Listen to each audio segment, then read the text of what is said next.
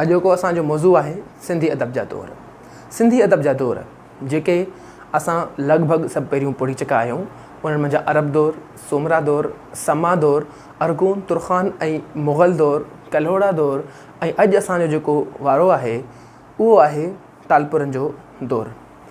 तालपुरनि जो दौर सिंधी अदब में इंतिहाई अहमियत जो हामिल रहियो आहे, छाकाणि त इन में केतिरा ई क्लासिकल शाइर ऐं अरूज़ी शाइर असांखे मिलनि था। केतिरियूं ई नयूं सिन्फ़ूं असांखे मिलनि थियूं जंहिंमें असां ॾिसूं था जेके असांखे सिंधी अदब में मिलनि थियूं। इन खां अलावा सियासी ऐं समाजी पस मंज़र ते बि असां सरसरी नज़र विझंदासीं जीअं ख़बर पए त तालपुरनि कहिड़े रीत जेको आहे सो हुकुमरानी हासिलु कई ऐं कंहिंखां हासिलु कई ऐं उन जा कारण कहिड़ा हुया।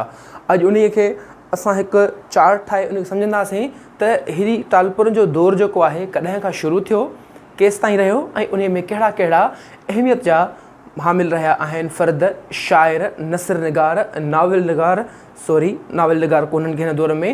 हिन में जेके अरूज़ी शाइर आहिनि उहे असांखे तमामु घणा मिलनि था, उन्हनि ते असां नज़र विझंदासीं। असां सभ खां पहिरियों अॼु चार्ट ठाहियूं था जेको हिन तालपुर जे दौर खे आसानी सां सम्झण में असांखे आसान थींदो, छाकाणि त ईअं असां ॻाल्हाए वेंदासीं त जेको आहे सो इंतिहाई हिकिड़ो तवील थी वेंदो आहे त कहिड़ी कहिड़ी शइ खे असां नज़र में विझूं। छो त तालपुरनि जो दौर बुनियादी तौर ते सिंधी अदब जो क्लासिकल ऐं अरूज़ी ॿई दौर इन में गॾियल अचनि था, जंहिंजे करे असांखे तमामु वॾो थियो वञे। पर असां उन मां चंद अहम शख़्सियतुनि खे पढ़ंदासीं जेके इन दौर जा तमामु घणा अहमियत वारा रहिया आहिनि। अचो त पहिरियों असां उनखे चार्ट ठाहियूं था। तालपुरनि जो दौर जेको शुरू थियो आहे उहो 1782 ईस्वीअ खां शुरू थी 1843 ईस्वी ताईं ख़तमु थिए थो ऐं इन खे तालपुर दौर असां चऊं था। तालपुर दौर खे सिंधी अदब में जेको नालो मिलियलु आहे उहो आहे मिसाली दौर। मिसाली दौर छो थो चयो वञे, कहिड़ो सबबु आहे? उन जो सबबु इहो आहे त हिन में असांखे केतिरा ई मिसाल जोगा शख़्सियतूं मिलनि थियूं ऐं केतिरियूं नयूं सिन्फ़ूं मिलनि थियूं ऐं केतिरियूं नयूं जेको तख़लीक़ूं मिलनि थियूं, जंहिंजे करे हिन दौर खे सिंधी अदब जो मिसाली दौर सॾियो वञे थो। हाणे हिकिड़ो चार्ट ठाहियां थो मां, उन चार्ट ते असां थोरी नज़र धरींदासीं। ही पहिरियों आहिनि सभ खां पहिरियों जाइज़ा। जाइज़नि में पहिरियों सियासी जाइज़ो, सियासी जाइज़े खां पोइ आहे समाजी जाइज़ो, समाजी जाइज़े खां 3 नंबर ते आहे असां वटि अदबी जाइज़ो। असांजो हिते अॼोको जेको मौज़ूअ आहे उहो तालपुरनि जो दौर त आहे ई आहे, पर उन खां वधीक अहमियत वारो बि जेको आहे उहो अदबी दौर ई आहे। पर असां सरसरी नज़र विझंदासीं सियासत ते ऐं समाजियात ते, त उहो सियासत में कहिड़ी रीत आहे ऐं समाजी अभ्यास या समाजी जेको लाॻापो आहे उहो सिंधी अदब सां कीअं जुड़े थो। इन खे मुकमल करण खां पहिरियों मां हीअ जेके ॿियूं आहिनि सिंधी अदब में लाड़ा, सिंधी अदब में लाड़ा। हाणे असां ॾिसूं था त सिंधी अदब में केतिरा लाड़ा आया आहिनि ऐं कहिड़ी रीत उन्हनि जो सिंधी अदब ते सऊं सिधो असरु रसूख़ रहियो आहे। पहिरियों आहे अरूज़ी शाइरी जी तहरीक, ॿियों आहे असां वटि सिंधी शाइरीअ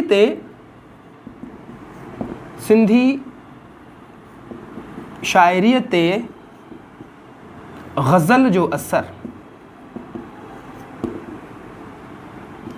टियों आहे असां वटि जेको अहमियत वारो आहे सिंधी शाइरीअ में मरसिया निगारी, सिंधी शाइरीअ में मरसिया निगारी। चौथे नंबर ते असांखे जेको मिले थो अहमियत वारो सिंधी क्लासिकल शाइरी जी तरक़ीअ जो दौर।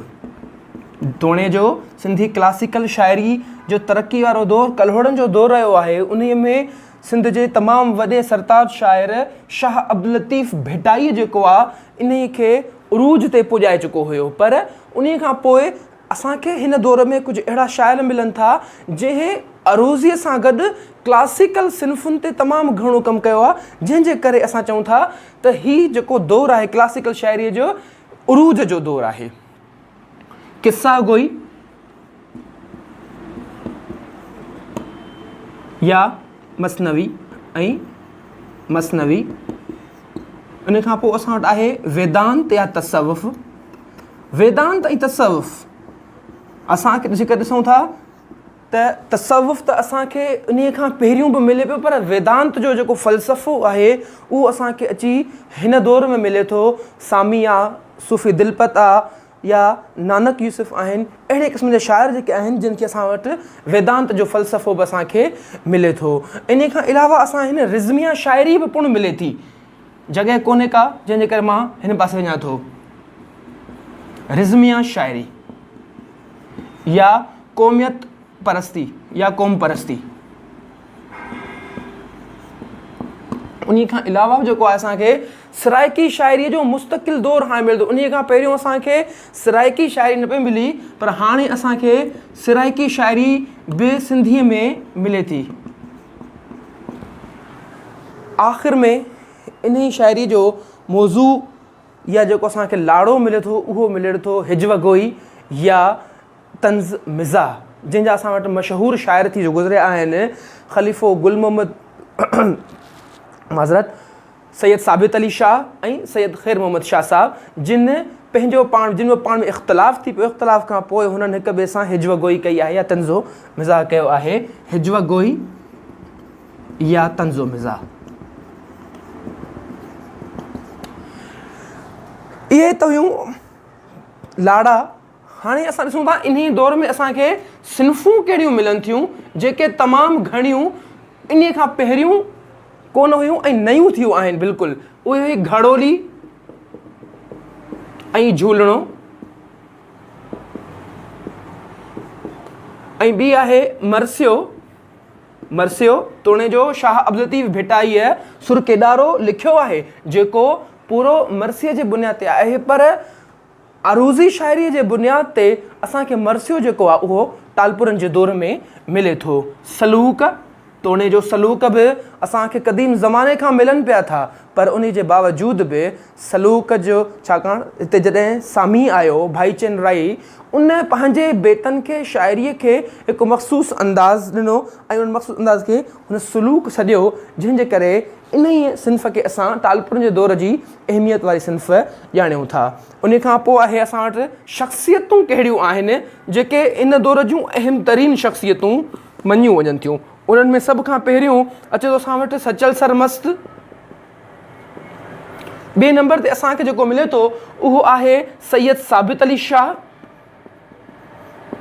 सैयद साबित अली शाह खां पोइ भाईचंद राय सामी, भाईचंद राय सामी, ऐं उन खां पोइ असांखे मिले थो हमल फ़क़ीर।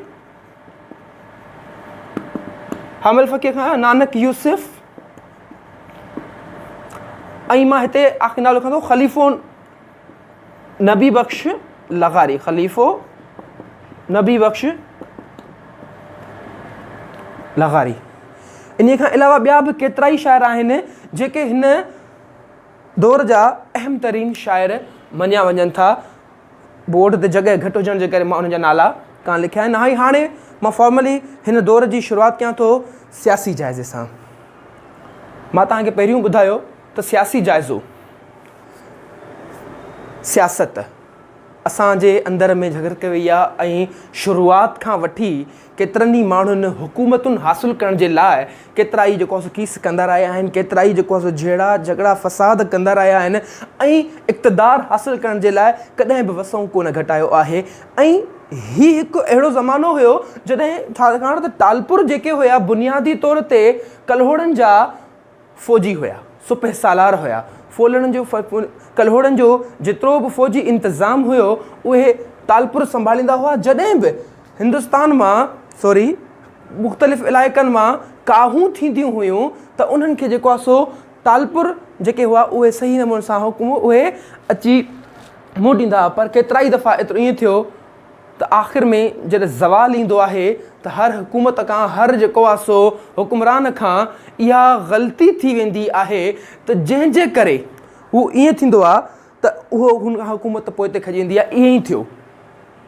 सरफराज़ कल्होड़ो 1772 ईस्वीअ में हुकुमरान तख़्त ते वेठो। जॾहिं तख़्त ते वेठो त हुन जो खां केतिरियूं ग़लतियूं थी वियूं, छाकाणि त हू शाइर त हुयो ई, पर हुनखे इंतिज़ाम हलाइणु न आयो। इंतिज़ाम हलाइणु न आयो त उन ज़माने में कंहिं ॿाहिरां जेको आहे सोचे हमिलो कयो। हमले जे नतीजे में मीर बहराम ख़ान ऐं मीर बहराम ख़ान ऐं मीर जेको आहे सूबदार ख़ान साहिबु उन्हनि खे सां मुक़ाबिलो कयो। मुक़ाबिलो करण खां पोइ उन्हनि खे जेको आहे सो शिकस्त ॾिनी।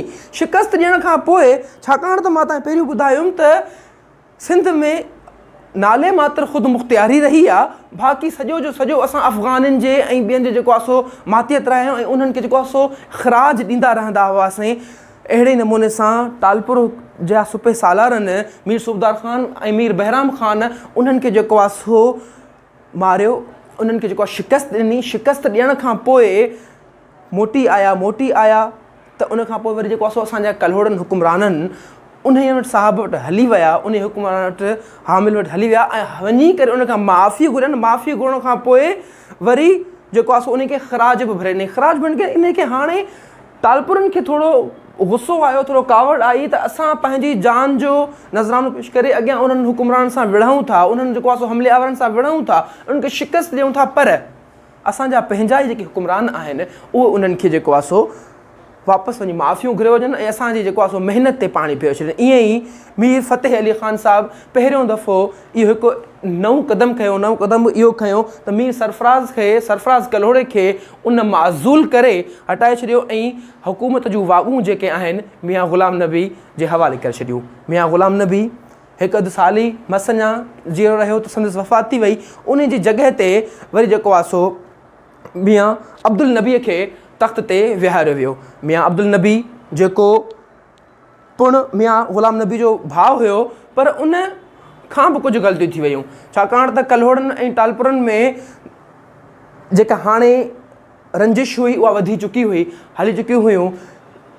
टालपुर जीअं चाहिनि पिया उहे करणु पिया चाहिनि, पर मियां अब्दुल नबी ईअं न कयो ऐं इन जो नतीजो इहो ई निकितो त सरफराज़ कल्होड़े खे मियां अब्दुल नबीअ त जेको आहे सो क़ैद में माराए छॾियो ऐं उन खां पोइ कुझु अहिड़ो ई थियो त वरी अहमद शाह अब्दालीअ जे पुट तैमूर शाह सिंध ते हमिलो कयो।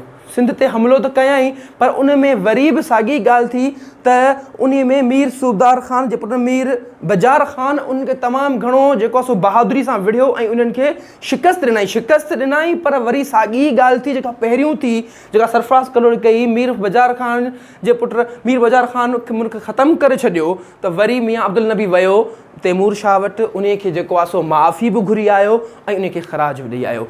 इहा ॻाल्हि हाणे हिननि खे जेको आहे सो तमामु घणी जेको आहे सो मुंझारो शिकार करे छॾियो। उन खां मर्दे अमल इहो निकितो त टालपुर ऐं कल्होड़नि में जेको आहे सो रंजिशूं अञा वधी वियूं ऐं बेड़ आख़िर एतिरे पहुतियूं वञी त मियाणीअ में आख़िरी जंग लॻी ऐं मीर फ़तेह अली ख़ान जेको आहे सो उन्हनि खे जेको आहे सो हटाए ख़तमु करे छॾियो ऐं ख़तमु करण खां पोइ सिंध जो जेको आहे सो सॼो हिसो हुयो या हुकूमत जेका हुई उहा पंहिंजे अंडर में करे छॾी ऐं उन्हनि खे जेको आहे सो हटाए छॾियो। पर वरी बि हिते मां हिकु चवंदुमि त हीउ पहिरियों दफ़ो हुयो।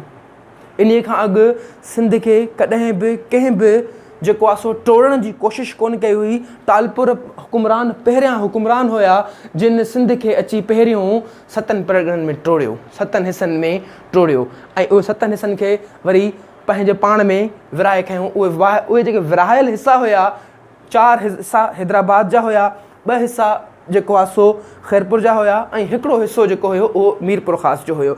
उन हिसे में बि ईअं बुनियादु कयो वियो त हैदराबाद में मीर फ़तेह ख़ान, ख़ैरपुर में मीर शहदाद ख़ान ऐं मीरपुर ख़ास में मीर ठारे ख़ान खे जेको आहे सो हुकूमत ॾिनी वई, मसनदूं ॾिनी वियूं ऐं उहे हुते हलाइनि पिया। इहो पहिरियों दफ़ो हुयो जो हिकु ख़ुदि मुख़्तियार सिंध जेको मुकमल वॾी सिंध हुई उन खे टोड़े करे अलॻि अलॻि हिसनि में विरहायो वियो।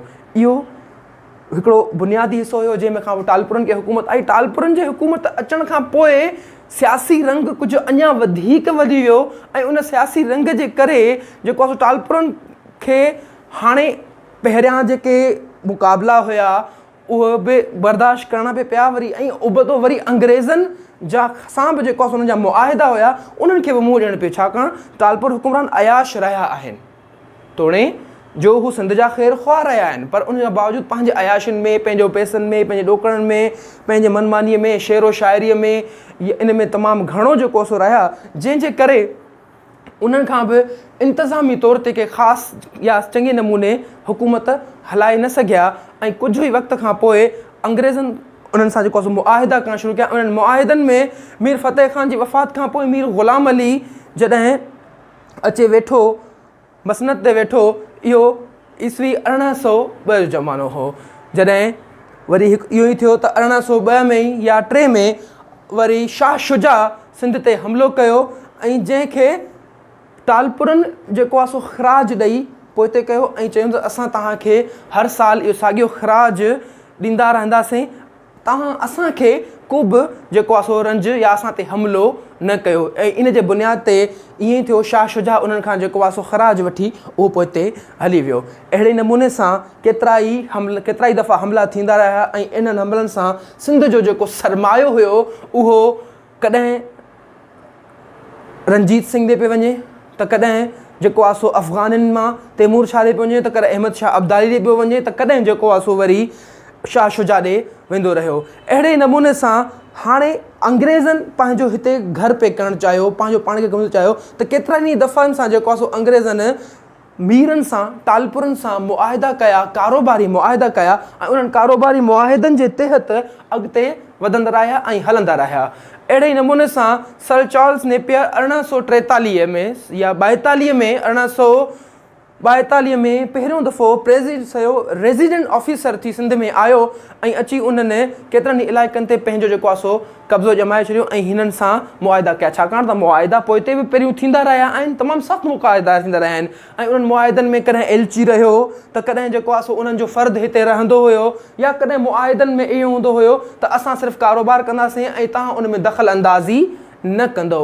अहिड़ी ई रीति अंग्रेज़नि मुकमल जॾहिं ॾिठो त हाणे मीर पंहिंजो पाण में कान था ठहनि पिया ऐं पंहिंजे बुनियाद ते जेको आहे सो विढ़िया पिया आहिनि ऐं इन्हनि खे जेको आहे सो हाणे ज़ेर करणु को मुश्किल कमु कोन्हे को, त 1843 ईस्वीअ में हुननि पहिरियों हैदराबाद ऐं पोइ मीरपुर ख़ासि वारे इलाइक़नि खे फ़तह कयो ऐं बिलाख़िर पंहिंजी जेको आहे सो अंग्रेज़ हुकूमत जो पायो विधो ऐं इन खे पोइ बुनियाद ऐं 18 मार्च ते उन्हनि ख़ासि ऐलान करे चुका त हाणे सिंध जेको आहे उहो मुकमल बम्बई प्रेसिडेंसी या अंग्रेज़नि जे अंदर में आहे। इहो मुख़्तसिर सियासी इन जो जाइज़ो हुयो।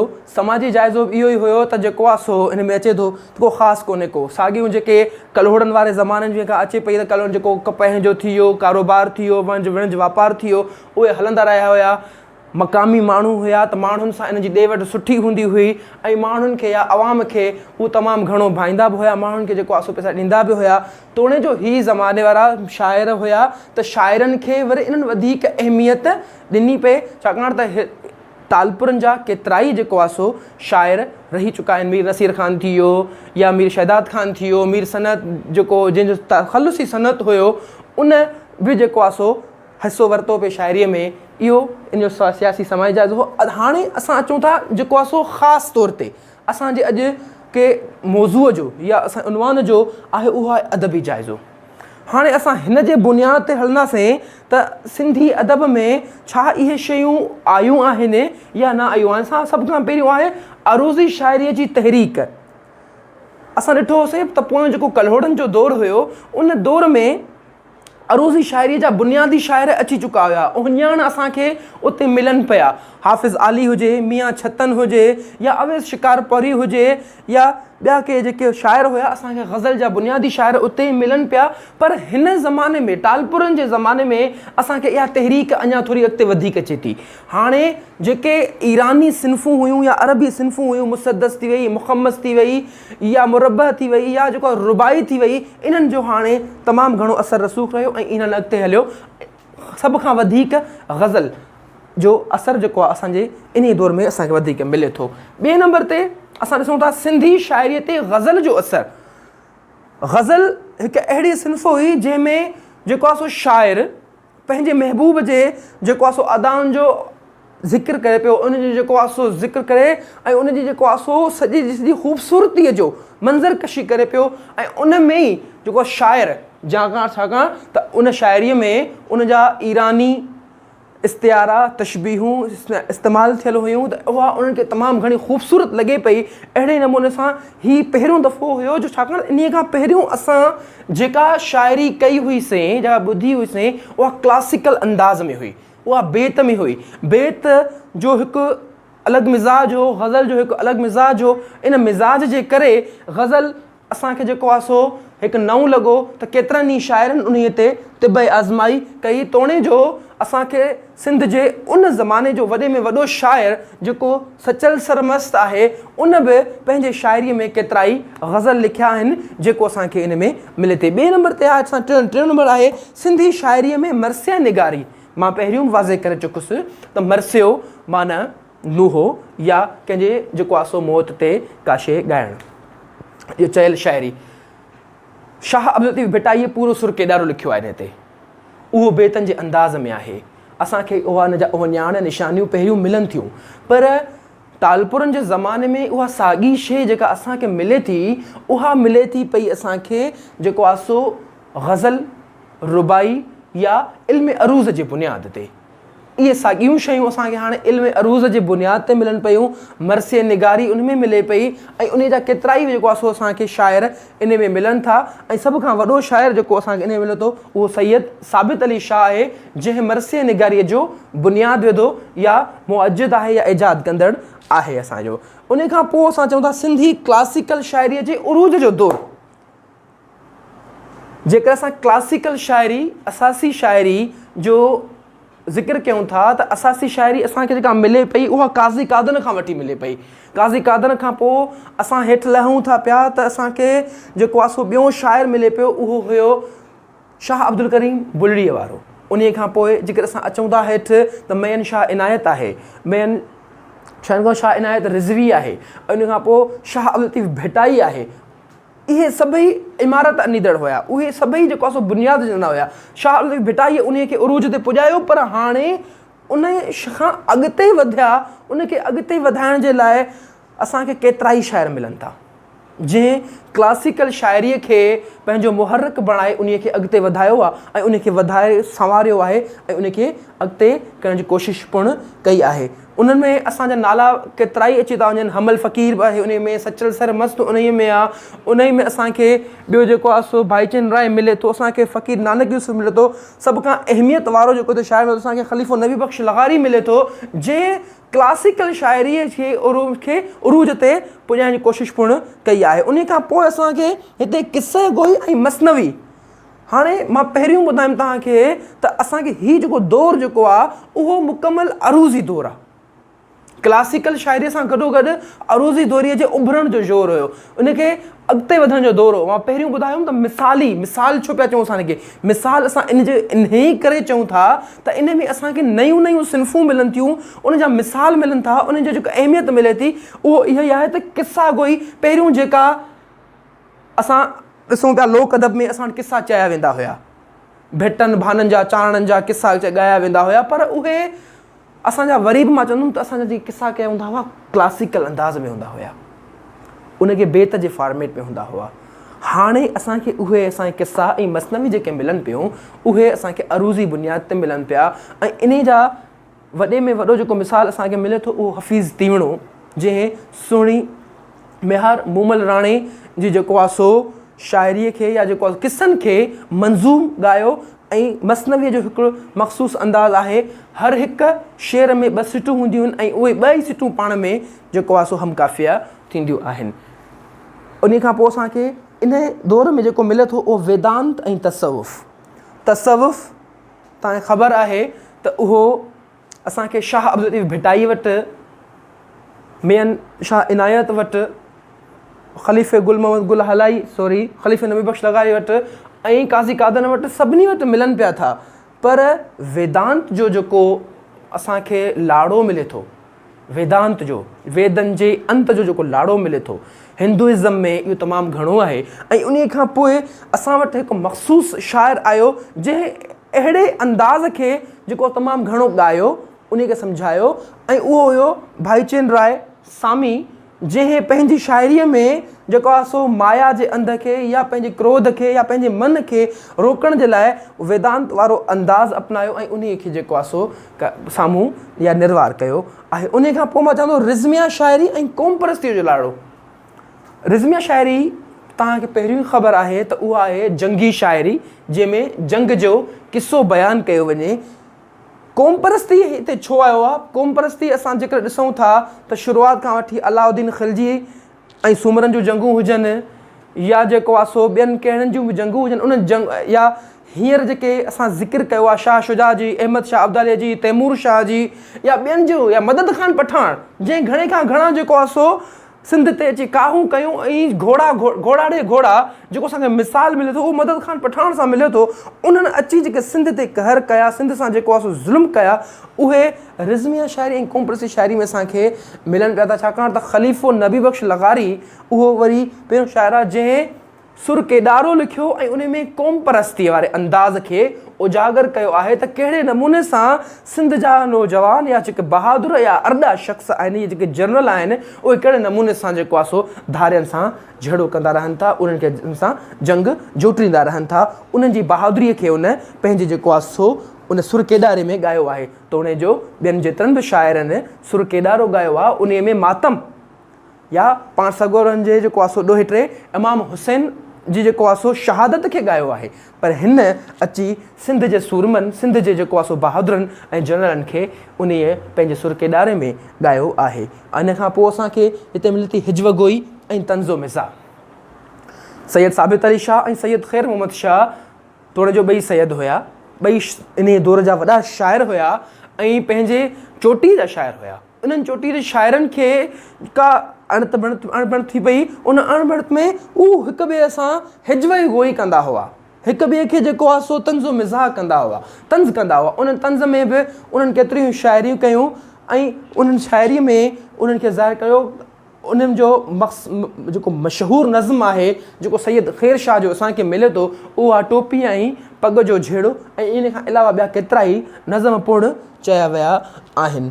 असां अॻिते हलूं था त उन खां पोइ असांखे ही अहम शाइर जेके मिलनि था, उन में आहे सचल सरमस्त, जेको सिंधी अदब जो या चऊं टालपुरनि जे दौर जो वॾे में वॾो शाइर आहे। उहो 1739 में ॼाओ ऐं इन जे वफ़ात ते जेको आहे सो केतिरो ई कॉन्फ्लिक्ट रहियो आहे, केतिरा ई जेको आहे सो असांखे मिसकनसेप्शन्स आहिनि जेके कंहिंसां ख़बर कोन्हे कि किथे वेंदा, पर उन जे बावजूद बि केतिरा ई जेके मुहक़िक़ आहिनि ईस्वी 1829 ते मुतफ़िक़ आहिनि। सैयद साबित अली शाह जेको मरसिया निगारीअ जो मुअज्जिद हुयो, बुनियादु विझंदड़ हुयो, उहो बि तालपुरनि जे ज़माने जो तमामु वॾो शाइर आहे। उन खां पोइ असांखे मिले थो भाईचंद राय सामी लुंड, जेको सिंधी शाइरीअ में वेदांत या पंहिंजी शाइरी में हिकु मुनफ़रिद अंदाज़ रखंदड़ असांखे शाइर इन में मिले थो, जंहिंजो ताल्लुक़ु जेको आहे शिकारपुर शहर सां हुयो। उन खां पोइ आहे हमल फ़क़ीर। हमल फ़क़ीर वरी असांखे अहिड़ो शाइर आहे जंहिंजी आसान ऐं सवली ॿोली इस्तेमालु थियल ऐं अंदाज़ तमामु सुहिणो ऐं सवलो इस्तेमालु कयल आहे। उन खां पोइ असांखे नानक यूसुफ बि पिणु मिले थो, जेको सचल सरमस्त सां ताल्लुक़ु रखे थो ऐं सचल सरमस्त सां ई हूंदो हुयो। ऐं ख़लीफ़ नबी बख़्श लगारीअ जी त मां तव्हांखे पहिरियों ॿुधाए चुकुमि त कहिड़ी जेको आहे सो अहमियत आहे ऐं उहो बि पिणु इन ई दौर सां ताल्लुक़ु रखे थो। इहो त हुयो इन ज़माने जो या हिन जो टालपुरनि जे दौर जो हिकिड़ो मुख़्तसिर जाइज़ो जेको असां ॾिसूं पिया, असां वरितोसीं। इन खां अलावा इन ई दौर में क़ुरान शरीफ़ जो तर्जुमो पिणु थियो, जेको असांखे सिंधी नसर जी हिकु बुनियादी ॼाण मिले थी।